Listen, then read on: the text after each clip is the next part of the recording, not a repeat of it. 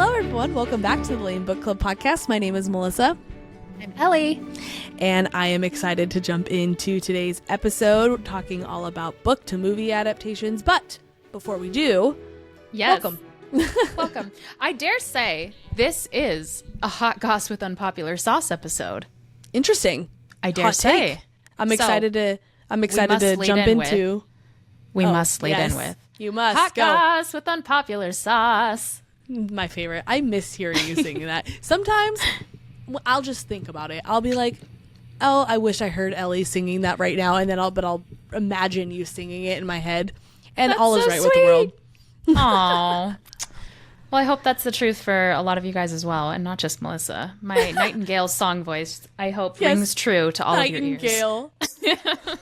Well, if it does, like, subscribe, follow us on all the things, leave a review on Apple Podcasts, and I actually have a review for us. It is from Spotify, though. It is not from Apple Podcasts, and it's not technically a review. It's more of a comment. But we wanted to read it because it was still very sweet. Yeah, so this comes from Taylor Doran. So thank you, Taylor. It says, 5 stars. I cannot rate review on Apple Podcasts, so here are my thoughts on this pod from your Android bestie. Yay! Mondays are my favorite podcast party day, partly because of the hot goss with unpopular sauce. These two are hilarious, and I love to listen while I'm doing chores or taking a walk. Thanks for keeping me company. The ultimate comfort podcast. Thank you, Taylor. Aww. That is our goal, truly. So yeah. I'm so glad that is reaching our audience because we just want it. It's fun.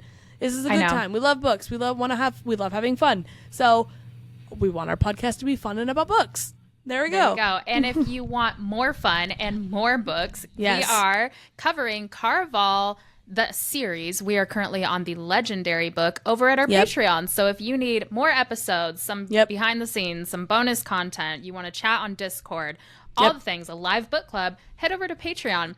And I will now do our Patreon shoutouts. We have a couple new members, and by couple, I literally mean 2, Maya and Alyssa. So welcome, you guys. Thank you very much for being here. And Ellie, do you want to talk about our merch? Yeah, and by a couple, I mean 2. We have 2 merch items. Yes. Also 2. Yes, but they're fun ones. So we have stickers, which we put on our water bottles or our windows or our mirrors or whatever you so choose. And we have a tote bag. Yes. You want to contest where I put my stickers? You said windows, and I don't think I've ever put a sticker on a window outside of my car. So that counts. A car window. Yeah. No, but that's why I made a face.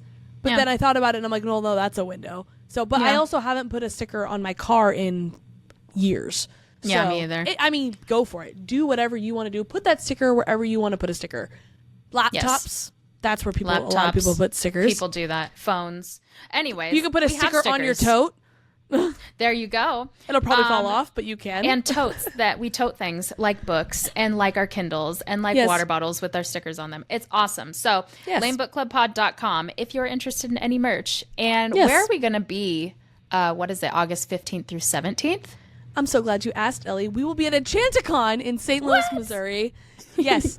And we would love to meet you guys. We'd love to see you there. We have a code L.A.M.E 15. It'll give you 15% off of your tickets purchase.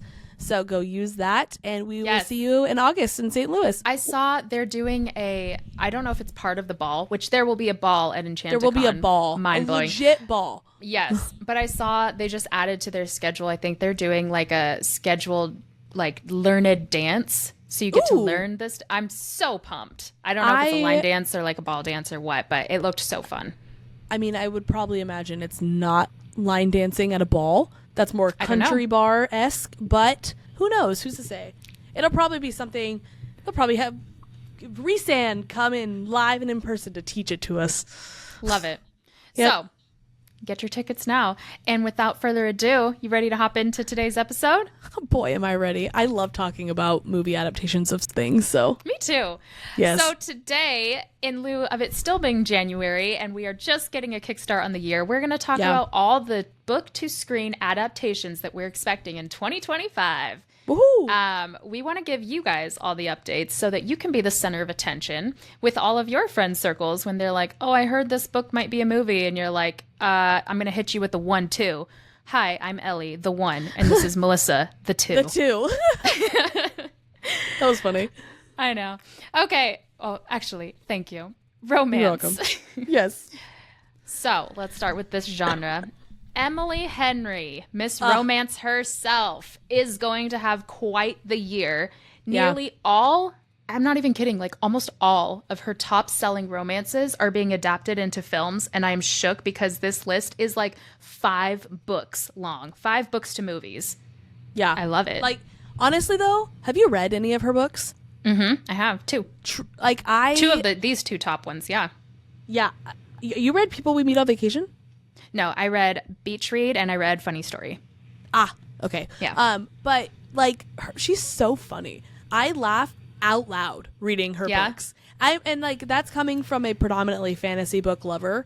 Like these books are funny. They're love refreshing. them. They're very reads. refreshing. Yeah.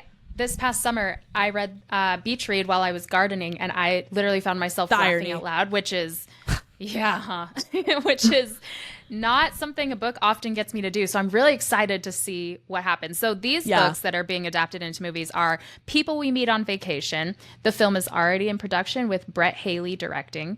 And I'm excited. Sorry. The People We Meet on Vacation, I don't remember their real names, but the girl from My Lady Jane and is the main girl in the is Poppy, and the boy from the most recent Hunger Games, the guy who plays Snow, he is Alex. Ooh, yeah. I know who you're talking about, but I can't remember his name. But the girl, her name's Emily Bader. Thank you. Want to look that up. Yeah, and I love both of them in respectively what they've done. So I'm very excited for that movie to come out. Yeah, that's going to be awesome. Yeah. Okay, then we have Beach Read, which the film is being written still, but the director is going to be Yulin Kwang. Book lovers, Sarah Hayward is writing the film script. Funny Story, and Emily Henry's writing. Yes, thank you. Yes. Is writing the movie script for that one. Yeah. So that's going to be awesome that she's super involved with all of these. And then Happy Place. So I'm going to be honest, I wasn't a huge fan of Happy Place. It was fine. It just wasn't my favorite. It's probably my least favorite Emily Henry book. But I loved Funny Story, just like everyone else. I think that's probably my favorite one, at least that I've read on this list. And so I am so excited that she is going to be writing the script for it, because I think that one is such a good one. Yeah. And not that someone else would mess it up, but like this is her baby. And so I'm excited that she's going to be the one to bring it to life on a film. Fun fact, when I just started getting back into reading years and years ago, Emily Henry's book was one of the first ones I read, but not any of these. It's one called A Million Junes, and I actually think I remember it dabbling more into the fantasy side of things. Yeah, and it was good. It wasn't amazing, but it was really, I remember it being like, that's good. So, yeah. Okay, back to the romance stuff. Bridgerton, season 4, definitely confirmed. Winter 2025 is the suggested date that it may come out. Really? Yeah. I want to say something. Didn't season 3 just come out last year? Yeah. I thought we were gonna have to wait 2 years. I mean, I hope not. That's exciting. I hope not. But I think I mean everything I've seen says it's pointing to winter 2025. So please, Shonda, please. Well, and this is gonna be Benedict's season. Yes. The next one. Wait, don't go into that yet. So sorry. Don't go into it. Okay. I want to take a moment to LOL a little bit respectfully at Regé Jean Page's big bold move of like, oh my gosh, I'm gonna leave Bridgerton because I want to do some bigger things with my career, and then like, where has he been? Well, no, so that's half of it. He wanted to leave because he didn't want to be pigeonholed to Bridgerton. He felt like, so like it was half of it was he wanted to do bigger, better things, but the other half of it was that he didn't want to be seen as the guy who only did Bridgerton. Okay, but then what about, what's his name? Anthony. Exactly, Jonathan Bailey. Yes, literally. Jonathan Bailey, like, who I only know him from Bridgerton, but now he's a huge Wicked star. He's not just a Bridgerton. Anthony. He's Fiyero. He's Fiyero. Is gonna be in the next Fiyero. And that's all that matters at this point. That's all we know. He's gonna be in the new Jurassic World, which honestly doesn't really make that much of a difference to me, but that's a huge blockbuster movie. Yes. That's great. The man's career took off from doing more than one season of Bridgerton, which is so ironic. And I don't think it's too late, Reggie, if you're listening. It's not too late. You can go back. No, I just want to see him in Bridgerton again, though, because I loved his character so much. I did too, but I do think it's too late for him. I think he burned too many bridges with Bridgerton fans. Well, and all the audience knows that he left because exactly of that, and so I think if he were to become crawling back, everyone's like, forget you, Duke. I know. Okay, well, just wanted to take a moment to harsh on that a little bit. But anyways, who is this season on? Melissa may have jumped the gun, but that's okay. I did a little. I'm so sorry. It's Benedict. I'm still going to read the script. Who's this season on, since we kind of skipped around a little to get Colin and Penelope's story? It's Benedict. Benedict. It is. It's Benedict. I don't know if you've heard. Yeah. Here's the summary as per Netflix. So Sophie, I think her last name is pronounced Bake, has been forced to spend much of her life working as a maid for the most demanding employer in the ton. But the resourceful Sophie always finds a way to persevere through her circumstances, which will drastically change after she disguises herself to attend Violet Bridgerton's masquerade ball and meets Benedict Bridgerton. So that's the summary. So that's the summary. However, I've read the book, and I'm going to tell you guys, this is Cinderella. Oh, really? Yeah, it is. And it's not even I don't want to say a modern take. It is quite literally Cinderella. There's an evil stepmother. There's two evil stepsisters. There is... You'd almost think that was kind of a Featherington situation at first, huh? Not necessarily. They weren't stepsisters. They were full sisters. These are actually stepsisters. That's true. But what? What's her name? The gal that got pregnant in the very first season. Marina, that was a cousin. Yeah, but still, kind of the same situation where they were just awful to her. Medium, but Cinderella doesn't get pregnant, so Yeah. But then Sophie, she is literally a servant for her stepmother, not the lady, and then she really wants to go to this ball, so she disguises herself like that, exactly what happens with Cinderella, and then has to leave by midnight, and then in order to get back in time so they don't notice her, and she finds one of her mother's old dresses to wear. It's literally Cinderella. There's a little bit of a twist at the end, but a tale as old as time. There's a reason that story's worked for so long, and I'm excited to see it again. What I was going to add is I'm excited to see, because Netflix has made changes to the stories for the TV adaptation of it, and most of the changes I actually think have been really great for the screen. This book was my least favorite book out of the Bridgerton series because of how similar it was to Cinderella. I was there was hardly anything that I was I don't know what's going to happen next, because I'm well, I've read the story as a kid.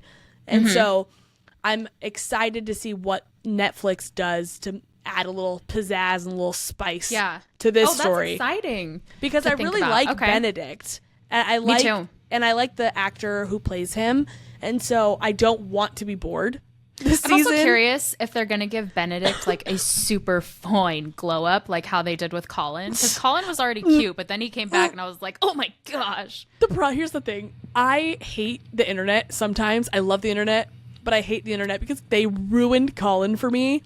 Ever since someone compared him to that one snowman that plays Jack Frost in that movie, and I have not been able to unsee it. And it ruined him for me. So I hope the internet doesn't touch we Benedict. need to stay off the internet is what we need to do. Okay, so who is playing this mysterious Sophie Bake? None other than Yeren Ha, and she is beautiful. Oh my gosh, she is so pretty. So I just, once again, love the diversity of the show. I love it. Give me more. All the other shows need to take notes. I love it. Take notes. Okay. Yes. Let's hop into fantasy.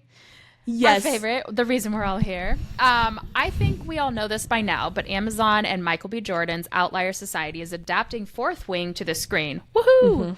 Yep. We are getting, I saw some girl too say if Zayden Ryderson is not one of the 3 AI characters that I have come to know and love on Instagram, I don't want him. They're I've seen, Jacob Elordi being tossed around. She's like, if I squint hard enough, then maybe. I was like, that's honestly so true. Dude, I kind of want Michael B. Jordan to play him. I thought you said I will riot if Michael B. Jordan plays him. I did say that. He kind of does a Lin-Manuel and like takes over everything that he's directing. That is the only reason I would riot, is because I hate when people insert themselves and they're also involved in it. He is super good looking. I'm for it. He is fine, and he is. That is why I would think I would be okay with it. Okay. I don't know. Well, he did such a good job playing the like villain in the Black Panther series. Black Panther series. Yeah. And I think Xaden comes off as a villain initially. Mm-hmm. And so I just think I don't know. I think if he could channel that. News for you. Incredible. We are getting a TV series on this, and I've read that Rebecca is being rightfully strict with them on casting correctly, aka not whitewashing Xaden. So sorry, Jacob Elordi. I highly doubt it is you. Yeah. The book I wouldn't want it to be Xaden, Jacob Elordi even if he was white. I wouldn't. The book describes Xaden as someone with, quote, windblown black hair and dark brows. The line of his jaw is strong and covered by warm, tawny skin and dark stubble. Do you have a dream cast for this? I know you just said Michael B. Jordan. Do you have anybody else in mind? Because believe it or not, I don't know, but maybe Regé-Jean Page would be good for this. No, I'm being serious. Dude, I think he'd do great. I don't think he would do it. I don't think he would do well at that. But I wouldn't be mad if he was the one who got casted as it either. I don't know. I can't. Just because I joked about Michael B. Jordan doing it, I can't unsee anyone else at this point. Uh-huh. Yeah. Or the AI Xaden Ryerson. Like, those are the only two people I could see playing it. So hard agree. Is there any scene that you are dying to see on screen? Because I will tell you right now, the moment that like Tairn kind of like stands over Violet and like I was gonna say Threshing. Oh my gosh, I want to see that. Yeah, I want to see Threshing so badly. I also think and we're just talking Fourth Wing, right? We're not talking Iron Flame.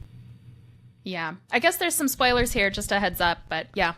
True. Okay, so just specifically Fourth Wing, yes, Threshing is a must. I actually also really want to see a lot of the challenges, challenge scenes. I mean, I know it happens like frequently, but I would like to see some of those, especially the one immediately after Threshing where Jack Barlow, like when she calls out the red in his eyes. And we don't think anything of it at that point because we're just baby readers and don't recognize that for what it is. I would love to see how they do that. Honestly, I also want to see the gauntlet. I want to see them doing this it. This is a little bit more of like a tender moment, but I also, you remember, I don't know if this is Fourth Wing or Iron Flame, so just heads up, but Xaden was sitting on the parapet and Violet like walked out to him and gave him cake and he was like, what are you doing? And he's like, I have my shadows to keep me up. You just risked your life again. Yeah. I love that scene. So that would be sweet too. Yes. I don't know. There's so many scenes I want to see. I know. Drop in the comments. What scenes do you want to see for any of these shows that are coming up? Okay, so according to Screen Rant, Fourth Wing could be Amazon's major success following the cancellation of Shadow and Bone. Yeah, yikes. We've also seen how they've been doing with Rings of Power. So 50-50 toss-up. Personally, I really like Rings of Power. What do you think? I honestly haven't watched it. My husband didn't love the first season, but he did like the second season. So I think they kind of like redeemed themselves a little bit. He is like a major Lord of the Rings nerd though. And so I think that's why he had some issues with it to begin with, because I don't know. And I don't know. He could talk about it forever. Yeah. But really quick, Shadow and Bone, wasn't that Netflix? That wasn't Amazon, right? It said it was Amazon, but let me double check myself. Maybe I'm getting confused or thinking it was different. I thought because that was the one Netflix. It is Netflix. That was. I mean, it doesn't matter. It's a movie adaptation or a show adaptation of a fantasy book, and it didn't do well. So that's a bummer. But that was the one with the Prince Caspian. Argument. Yes, the argument is that Amazon would take over as the leading fantasy since Shadow and Bone got canceled on Netflix. What you're saying. Yeah. Okay. So personally, with Rings of Power, I think the effects and visuals are beautiful, fabulous. We love it. Yeah. So Amazon also chose Moira Wally-Beckett, Wally, as the showrunner for the adaptation for Fourth Wing. She's an Emmy Award winner who created the popular Netflix and CBC series Anne with an E and the Starz limited series Flesh and Bone. Before that, she worked as a writer and co-executive producer on Breaking Bad, where she won 3 Emmys, including one for outstanding writing in a drama series. So, guys, I personally think we are in good hands. I will say, the only part of that makes me confident is the fact that she worked on Flesh and Bone, but I didn't ever watch it, so I don't know how well done it was. But because everything else that was announced is not fantasy, which is fine. Right. But it's good writing nonetheless. Yeah. Yes, absolutely. And Breaking Bad is really great writing, so that's a good thing. But it's just such a different world when you jump into something with dragons versus a drug cartel. It's not the same. Some competition though, and we love to see it. Netflix adapting. What was that? I am so excited for Netflix for what I'm about to say. Yes. Quicksilver. Yeah. Not sure if it's going to be a TV or movie yet, and it's a 3-book series or a 3-book deal that they've got going on. Which we only have 1 book in general, so yes. So we don't know. There's plenty of time. Which I did want to talk about this. All of these, most of these fantasy ones, this series, it's not over yet. Fourth Wing, obviously, it's not over yet. Quicksilver is not over yet. The next ones I'm going to talk about, also not over. Really bold move of these studios being we'll adapt it because we just trust that you're a good writer. Ooh, well, it's not pressure. It's not even that they trust that these authors are good writers. They follow the money, and the money has spoken. The sales on these books is incredible, insane. Yeah, it's absolutely wild. And so they're honestly, I think both Callie Hart and Rebecca Yarros would have to crap the bed for their series to die off at this point. No, I'm being so serious. Crass, but true. They'd have to. They've already built such a beautiful story and world and characters, and it would take a lot for, I think, the people to. It would take a House of Flame and Shadow for the people to get upset. Don't you I'm dare. Sorry. I have to not dare. That bad. My goodness. It was terrible. Okay, so Netflix and Amazon, they have a history of canceling shows too soon. IMO. For example, Netflix decided to end The Witcher after season 5, which honestly that's okay because they recasted freaking Henry Cavill. That wasn't too soon. Even though the original series has 9 books, Quicksilver is part of a confirmed trilogy, which gives it an edge in the unstable streaming market because it's just 3. Rebecca Yarros' Empyrean series, like we said, is planned to have 5 books, which makes it riskier, but its huge popularity will help reduce that risk, like Melissa said. So look at us ahead of ourselves. I was going to say, and the fact that they didn't just sign this. We've talked, oh gosh, it's been, I think, want to say about a year since Amazon got the rights to the Fourth Wing title to make it into something, but the second book had already been released by the time they announced that they were doing this, and we're about to get book 3. So yes, I hear what you're saying, riskier in the sense that there's 5 books instead of 3 or 2, but by the time they are actually going to be doing anything, it's going to be in the same situation as Quicksilver, where we're really just waiting on 2 more books as far as story goes. Right. So yes, there's going to be more story, but yeah, they'll be safe. I'm just super excited. I know you haven't read Quicksilver yet. I'm not going to give any spoilers away for anyone who hasn't. Good. But I'm really excited to see how Netflix does that. Because isn't this, if they push this out before ACOTAR, which we'll get into that, comes out, this should be one of the first times we're going to see the more modern style of Fae appear on screen. I am dying to see that. Every time I think I just want to watch something cozy and fantasy, there's nothing out there really except for Lord of the Rings and Harry Potter. So I'd have to go and reread all my books, which is why I'm so slow into reading lately, because I'm going back. Rereading all your books. Anyways, speaking of Netflix, guess what else they are adapting? What? Don't read it. Guess. I'm not going to. Guess. Oh, okay. Well, did you just say ACOTAR? So no. Okay. I don't know. Just tell me. Okay. They're adapting Stephenie Meyer's Midnight Sun into an animated series. I have so many feelings on this, and they're not all positive, but I just can't even believe that they're doing this. That's crazy. My initial reaction was not positive either. No, but, I know. I know we're going to get hate. You guys, I don't watch animated stuff anymore, and that's okay. There's nothing wrong with animated. I'm allowed to have my initial reaction be disappointment. To hear that as an adult, I'm going to have to wait for an animated show. I'm allowed to. Well, I actually have started trying to watch Arcane because so many of our listeners have reached out and been like, you've got to watch this. And it's okay so far. I'm only on episode 2.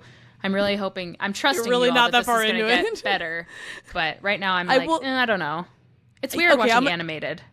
You're going to have to give it more than 2 episodes. I am. The first I'm going to give it the full thing. I'm going to give it the full first season. But it's weird watching animated, and that's where I'll leave that.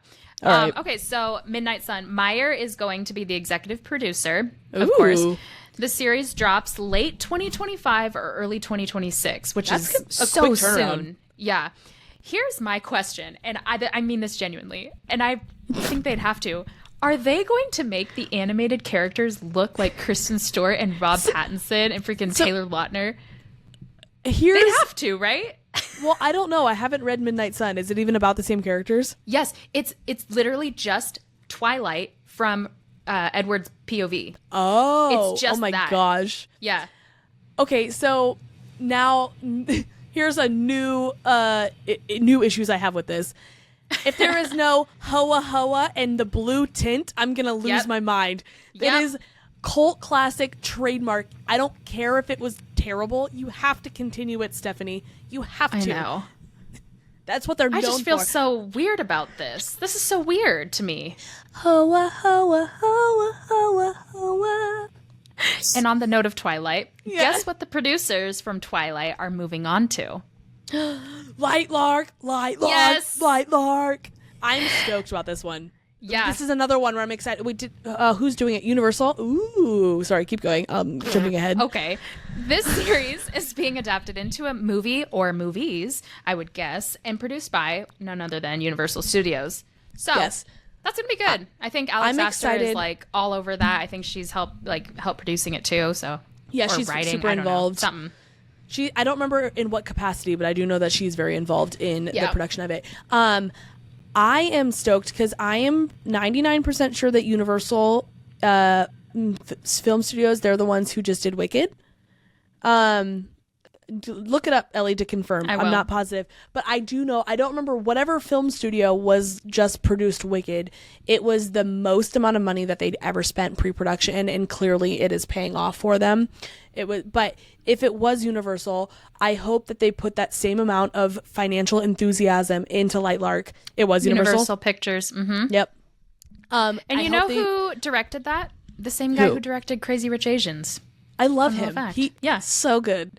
Anyways, but I hope they put that same amount of enthusiasm into this movie too, because I think it could be so cool. The way it was written, the descriptions, the world that Alex created with this is 15 out of 10. And if they put that and I understand, my brother? Yeah, my brother rates things on a 15 scale, which is absurd to me. Well, I'm rating it on a 10 scale. I'm just saying it was very good. But it has the potential to be really, really cool. And I understand that it's a little bit different than there's going to have to be a lot more CGI involved in this than there was in Wicked, just for the sake of things like floating and like bridges. And I get that. But I also think that there's a lot that they can do realistically. Mm-hmm. And if they do that, man, this is going to be... It's going to be good. It's going to be good. That's all I'm going to say. I'm excited. Hold on to your butts. Hold on to your butts. Jeff Goldblum should be in it somehow too. I don't know how. Just add him in there. Goldblum. Create a character for him. Okay, want to know something weird I read this morning? This is going to be a little tangent, but it has to do with film nonetheless. There's this guy on Instagram, and he looks and sounds just like Robin Williams, like just like him. And I went right into and he was like, "I'm gonna do a Robin Williams impersonation." And I went into the comments, and people are like, "This is almost like a slap in the face because this is Robin Williams, and he's just pretending that it's like, oh, I'm just gonna do an impersonation of myself, haha." To like, yeah. And people were actually being serious. They're like, I think that this is funny, but also like I'm 100% convinced that this is him. And then I was looking more into, and I'm like, this guy, I mean, he really looks and sounds like him, even without the impersonation. They're like, you sounded more like him before you tried to do that impersonation, which is crazy. But then the comments got even deeper. The conspiracy theorists came in, and they're like, yeah, and on that note, let's not pretend that like Amy Winehouse and Elvis and Michael Jackson are actually gone either, because Amy Winehouse is just Lady Gaga with a reconstructed nose, and like Elvis is that one Texas pastor in disguise. And they like found, like, then I started looking it up because I got down this rabbit hole. But they've got like the same scars, they've got the same, like, it is bananas. And I'm sure that's happened in history before, where a celebrity, the only way to step out of celebrity stardom is to fake your own death, right? Or and die. Just be like, for real. Yeah, of course. But like, if you didn't want to be a celebrity, you don't get to just say like, I want a life of peace and I'm retired, please stop contacting me. Like, that would never happen, especially if you were as big as someone like Elvis. So what do you do? Well, that's why I'm like, I don't think that it's even possible to get to that point where you could live a separate life. Like, you're so big. Like, even, saying, you died, but then you were just pretending to be someone else afterwards. The Amy Winehouse one didn't make sense to me, because if you were done with celebrity stardom, then why would you pop back in? As another celebrity. Yeah. So that one was weird, but food for thought, I guess. That's a crazy one to go down. But anyways, let's get back to this. Wait, before we do, did the guy who looks like Robin Williams, has he aged? Yes. Is he? Well, that's the thing. Is that each of these celebrities I looked, and they look older. They look like the age they would be now. Oh, yeah, wild. So it was crazy. That is crazy.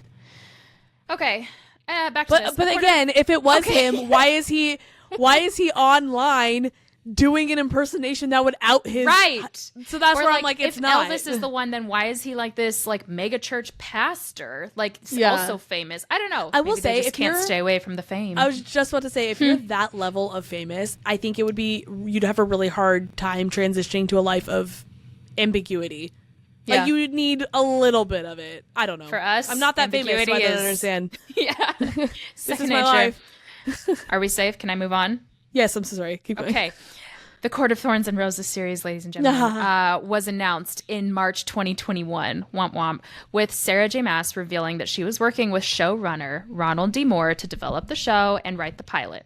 Since then, there have been crickets. No updates. Nada. Zilch. It's possible that the ongoing pandemic and the 2023 actors and writers strikes caused delays.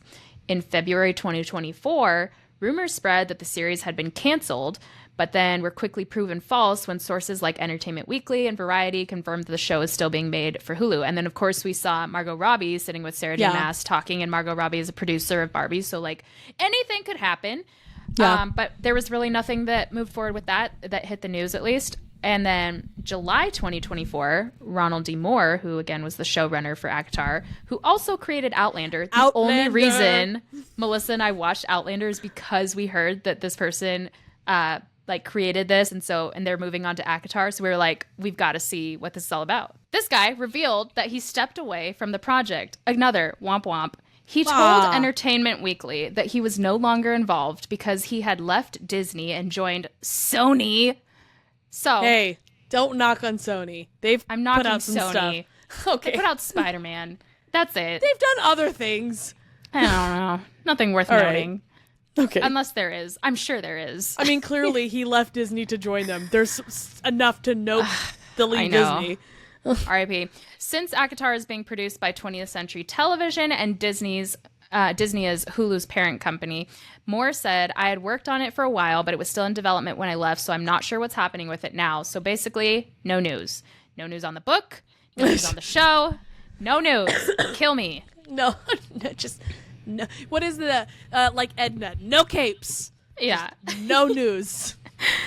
And lastly, in the fantasy genre, we have The Hunger Games, which is supposed to come out 2026, which is shocking. Yeah. That turnaround is shocking because the book comes out March 2025. Oh, that's so true. That's crazy. But I just think it's not even possible. No, well, I think it's very likely that they've already started filming it and that the cast has been able to read the book first. That's if the book is coming out That's like, so been true. Done with the book. That's just me it's not, thinking that like no, everyone gets it in March. Suzanne hasn't even read it yet. She doesn't even know. Suzanne doesn't even know. Oh, man. So true. They've probably had it for like a year, and here I am just maybe not that long, but I guarantee that they'll have done stuff already, I don't know, but that's just a thought. Okay. And that's it on fantasy. So next and finally, we have the thriller genre. So I have found myself to be a thriller girl, and Melissa has read a few thrillies herself. And I'm sure this name is going to ring a bell to everybody. Oh. But Lisa Jewell? None of this is true. You just read one of hers? Yes. I did. I read this one, actually. Is it this one? It is this one. I'm excited. It'll be good. Give us the quick recap, because it was about a podcaster, right? And I found that interesting. Yeah, so it's pretty much the whole time you're trying to figure out what actually happened or not, because you have the host of the podcast, her name's Alex. She's a very easy to like person, beautiful, good. Her husband's successful. They have a nice house, kids, and she meets this lady named Josie, who they're called birthday twins. They were born in the same hospital on the same day. Oh, wow. But she comes off as someone who would be easily missed in a crowd. She's very quiet. Her life is very mundane and monotonous. And she tells Alex, though, that she has this story that she wants everyone to know. And the whole time she's telling her it's her truth and her story. But the more Alex gets to know her and hears more of her story, they're piecing together what is true in Josie's mind and what actually happened in reality. And then there's stuff that happens in real time as she's telling it and everything too. And you're just trying to figure out none of this is true. Like, you're trying to figure out what's real the whole time. Ooh. It's pretty interesting. I like it. I'm already interested. I want to read it definitely before it comes out. But you know what that reminds me of is that show that we got into like together. Like really heavily got into it. I think it's a Hulu one. There's so many shows. I have no idea which one you're talking about. It's the one where the girl who she's blonde. I think her real name's Olivia. Elizabeth Moss? No. And she was a Disney actress. Yes. Olivia Holt. Yeah. Yes. And then she's popular and she disappears, and then the unpopular girl like steps into her place and becomes popular, and then like does she know where she is? And it's crazy. Yes. Oh my gosh. And it happens in like Texas or something, right? Yes. Hold on. Okay. I remember what you're talking about. It's I guess similar in the sense of Cruel Summer. It's called Cruel Summer, and it's season 1, not season 2. Season 2 was trash. We didn't like it. I guess it's similar in the sense of you're just trying to figure out what's going on. I think this will make for the way this was written, it's going to make for a great show. Like it'll be very easy, I think, to adapt this to TV and make it really well done. So I'm excited. Well, I think this is a good book for that. Because this one's being adapted into a film, like a movie. So I wonder if it's going to translate as well. Well, I think it'll be kind of like a Gone Girl situation. Oh, it's cliffhanger-y. Ooh. Okay. I think it'll be like kind of like a Gone. I mean, it's not at all the same, but kind of. Like, I think it'll be similar to a Gone Girl. Nice. Well, Eleanor Burgess, not Burgess. Why do I know that name? Did you know what? The name sounds familiar, but maybe not. I don't know. I think she's maybe written some other stuff, but I have no idea off the top of my head. Let's see. She has written. Can't tell without getting too deep into it. We'll follow up someday. Okay. But she is writing the script. And then the other one that is coming out from Lisa Jewell is Then She Was Gone. And I read that one a few years back, and it was really good. It's very classic thriller, classic whodunit situation. Yep. So interesting. Lisa's good at those. She is. Yeah. The film adaptation will be from Crystal City Entertainment and Moonshot Films.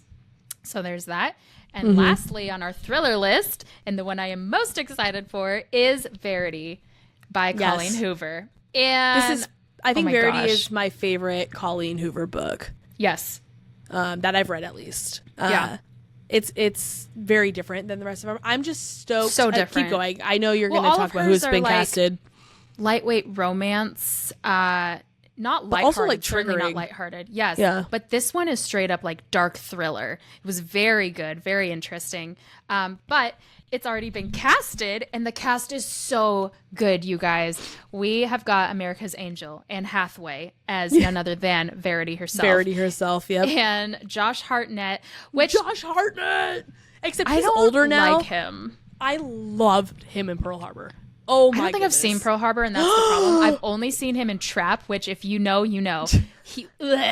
So, you need to watch Pearl Harbor because a young Josh Hartnett is 15 out of 10 for that scale. For me, please watch Trap also, so you can see and just be like, yeah, I didn't like how that was done, because they've got some awkward shots where he's just talking into the camera, but it's almost as if he's like reading his script on. It's so weird. The acting is so weird. But if he's such a good actor, then I'm curious why they just made him do this.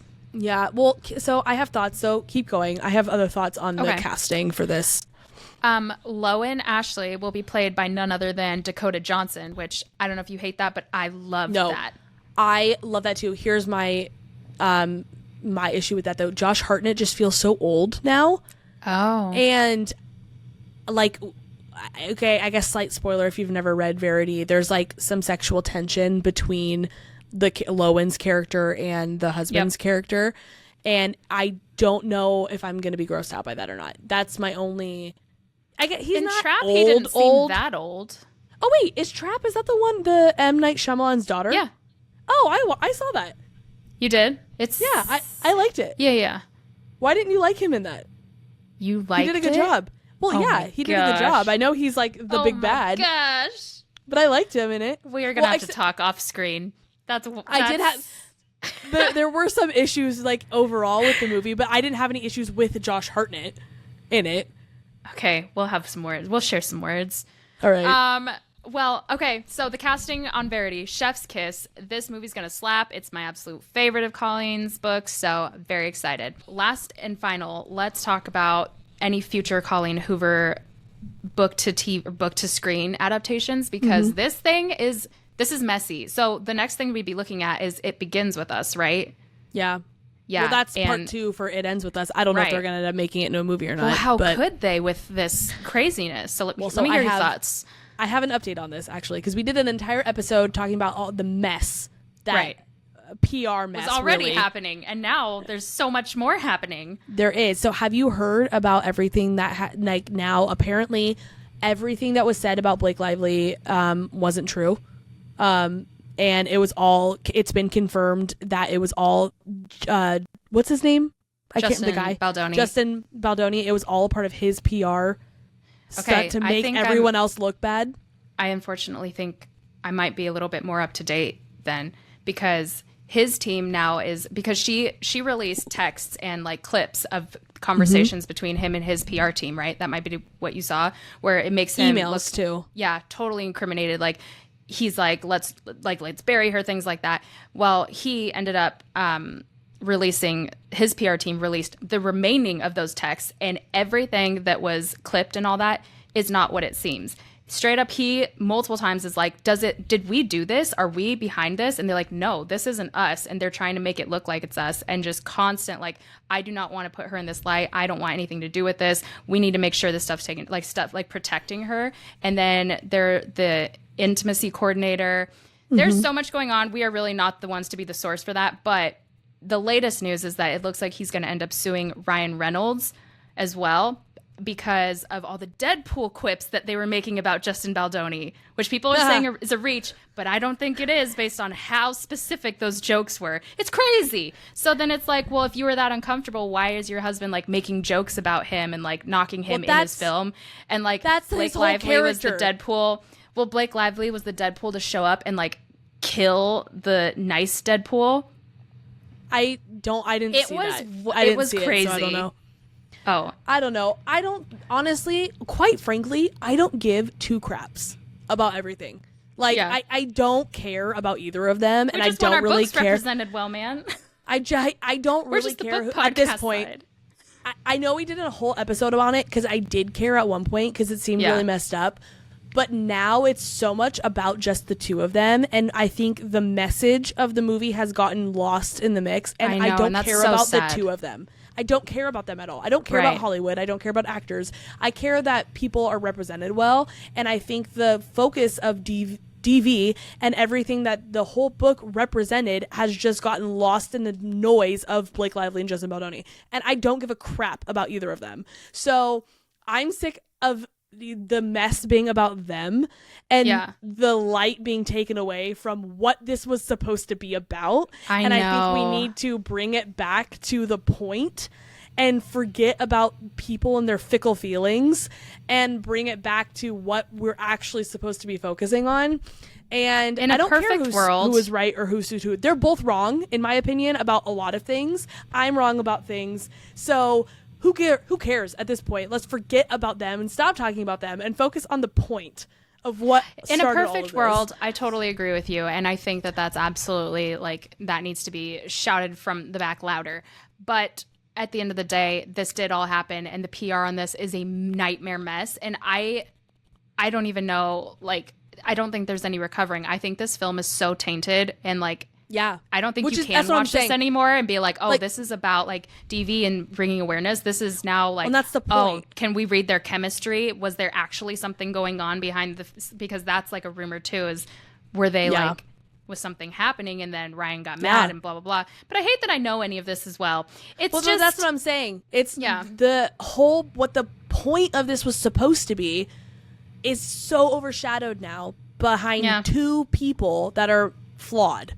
Like, and that, again, not even just like the conversations around it. Like you said, like this movie is tainted. People can't watch this movie, let alone any potential future movies, because of two dumb people having a dumb argument about some dumb PR to try and bring awareness to a movie that they have now tainted with their dumb thoughts of how to bring awareness to it. Well, like, it doesn't. And that begs the question, are they going to recast for It Begins With Us? Are they not going to come out with It Begins With Us? Is this done? Like, this is one of the messiest things I think I've ever seen hit public.